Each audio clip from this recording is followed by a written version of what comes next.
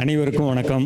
கூட்டத்தில் கலந்துக்கணும் அப்படின்னு சொல்லிட்டு நம்மளுடைய கனிஷ்கா நிறுவன தலைவர்கிட்ட கேட்டப்ப என்ன சொன்னாங்கன்னா, நம்மளுடைய தமிழகத்தின் அனைத்து பகுதிகளில் இருந்தும் நம்மளுடைய விநியோகஸ்தர்கள் மற்றும் உழவர்களாக இருக்கக்கூடிய நம்மளுடைய நபர்கள் வர்றாங்க அப்படின்னு சொன்ன உடனே, இன்றைக்கு பல்வேறு விதமான வேலைகள் இருந்தாலும் அதெல்லாம் ஒதுக்கி வச்சுட்டு உங்களுக்காக நான் கண்டிப்பாக வந்துட்டேன்.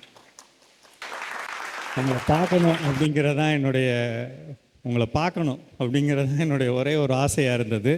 அதற்கு வாய்ப்பை ஏற்படுத்தி கொடுத்த இந்த நிறுவனத்திற்கும்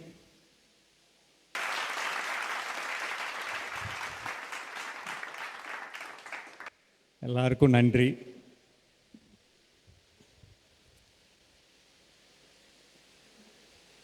இயற்கை விவசாயம் என்ன, ஏன் இதை நம்ம செய்யணும், இன்றைய இதனுடைய முக்கியத்துவம் என்ன, நல்லா கவனித்து பார்த்துட்டே இருந்தீங்கன்னா, இப்போ அடுத்து என்ன சொல்ல போகிறாங்க அப்படின்னா, அமெரிக்கா ஈரானோட சண்டை போட்டுட்ருக்கிறதுனால உரம் கிடைக்காது அப்படின்னு சொல்ல போகிறாங்க. சரிங்களா? உரம் கிடைக்காது அப்படின்னு சொன்னால் நம்ம அடுத்து எங்கே போகிறது அப்படின்னு தெரியலை அப்படின்னு சொல்லி ஒரு நிலைமை வந்ததுன்னா, நம்மாழ்வார் ஐயா சொல்லி கொடுத்த நம்மளுடைய பழைய முறைக்கு தான் எல்லாரும் தள்ளப்படுவார்கள். இங்கே மட்டும் இல்லைங்க,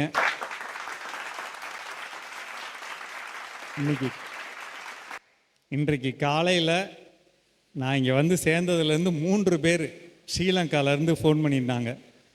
3 நாளில் தயாராகிற மாதிரி தழைச்சத்து கொடுக்கக்கூடிய உரங்கள் இருக்கா, ஒரு நாளில் தயாராகிற மாதிரி மணிச்சத்து இருக்கா, ஒரு நாளில் தயாராகிற மாதிரி சாம்பல் சத்து இருக்கா அப்படின்னு கேட்டாங்க.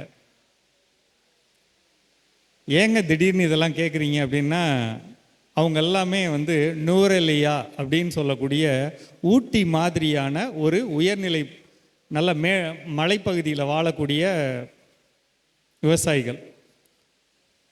பொருள் கிடைக்கல, அடுத்து என்ன செய்கிறது, பயிர் பாதிப்பாக இருக்குது, என்ன செய்யறதுன்னு தெரியாமல் முழிச்சிட்டு இப்போ நம்மளை நோக்கி வர்றாங்க. இன்னும் போக போக காலங்களில் நிறைய பேர் வருவாங்க. தேவை இருக்கும்போது நம்ம தான் அவங்களுக்கு வழிகாட்டி. சரிங்களா? அதனால் இங்கே உட்காந்துருக்க ஒவ்வொருத்தரும் நமக்கு முன்னாடி ஒரு பெரிய பொறுப்பு இருக்குது அப்படிங்கிறத நீங்கள் மனசில் வச்சுக்கணும். உங்களோட முக்கியத்துவம் என்ன, உங்களோட முக்கியத்துவம் என்ன? உண்மையிலே இந்த இயற்கை விவசாயம் பற்றி பேச வந்தப்போ நான் என்னையவே ஆய்வு செஞ்சுக்கிட்டு இருந்தேன். நம்ம பேசுகிறதெல்லாம் செவுத்தை பார்த்து பேசிகிட்டு இருக்கோமா, இது ஒரு உண்மையான பேச்சா, இயற்கை விவசாயம் உண்மையிலே பரவுதா, அதுக்கு என்ன செய்யணும் அப்படின்னு சொல்லி ஒரு கேள்விகள்லாம் இருந்தப்ப என் மனசுக்குள்ளே தோணுனது, ஒவ்வொரு கிராமத்திலும் இது போன்ற அல்லது ஒவ்வொரு 4-5 பஞ்சாயத்துகள் சேர்ந்த ஒரு இடத்துல இயற்கை விவசாய பொருள்களை விற்கக்கூடிய ஒரு நபர் இருக்கணும் அப்படின்னு ஆசைப்பட்டிருக்கேன். இது ஏன் அப்படின்னு சொன்னால், எல்லா விவசாயிகளாலையும் இன்னைக்கு ஜீவாமிர்தம் தயாரிக்க முடியறதில்ல. பல்வேறு காரணங்களால் எல்லா விவசாயியால் நாட்டு மாடே வச்சிருந்தாலும் அமுத கரைசல் தயாரிக்க முடியல, மீனமிலம் தயாரிக்க முடியல. ஒரு திடீர்னு ஒரு பூச்சி தாக்கம், ஒரு நோய் தாக்கம், அடுத்து எங்கே போகிறதுன்னு தெரில, அப்படியே ஃபங்காய் போய் நிற்கிற ஒரு சூழ்நிலையில் இந்த பக்கம் ஆசையாக நம்மளை வரவேற்கிறது என்ன, கெமிக்கல் கடை. ஒவ்வொரு கிராமத்துலேயும் இருக்குது ஒரு கெமிக்கல் கடை. அது நான் உனக்கு தீர்வு தர்றேன் இங்கே வா அப்படிங்கிற மாதிரி கூப்பிடுது. இருந்தாலும் நம்ம மனசில் இருக்க அந்த வெறி அந்த பக்கம் போகக்கூடாதுன்னு நிற்கிறோம்.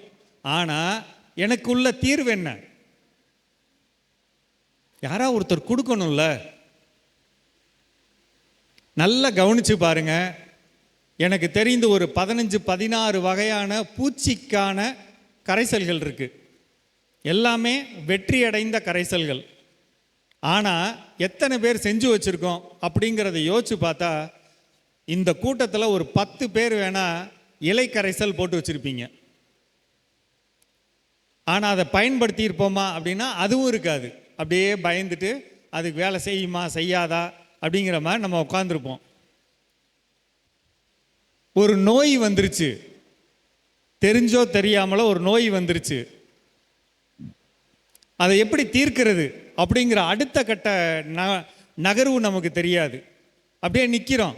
இந்த பக்கம் இந்த உரக்கடை நம்மளை கூப்பிடுது, நான் உனக்கு தீர்வு தர்றேன். இந்த மாதிரி ஒரு சூழ்நிலையில் இங்கே உட்கார்ந்துருக்க ஒவ்வொருத்தரும் முக்கியமானவங்க, ஒவ்வொரு பயிருக்கும் முக்கியமானவங்க, ஒவ்வொரு பயிருக்கும் முக்கியமானவங்க. ஏன் தெரியுமா? ஆரம்ப நாள்லேருந்து நான் சொல்லிக்கிட்டு இருக்க ஒரே ஒரு விஷயம், கெமிக்கல் பண்ணக்கூடிய சாதனைகளை எல்லாம் இயற்கை விவசாயத்தில் பண்ண முடியும் அப்படின்னு நம்பணும்.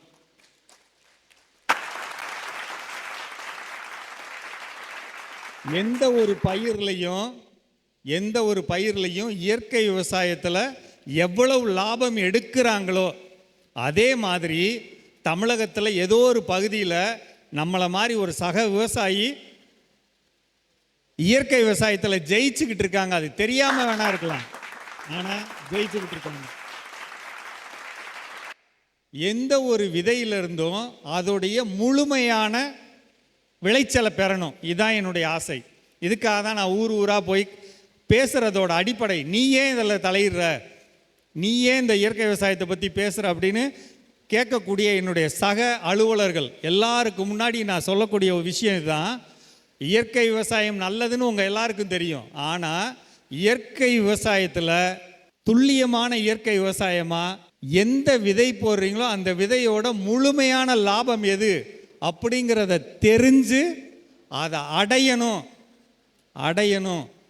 அதுக்கு சொல்லித்தரணும் அப்படிங்கிறதுக்கு தான் நான் உள்ளே வந்திருக்கேன்.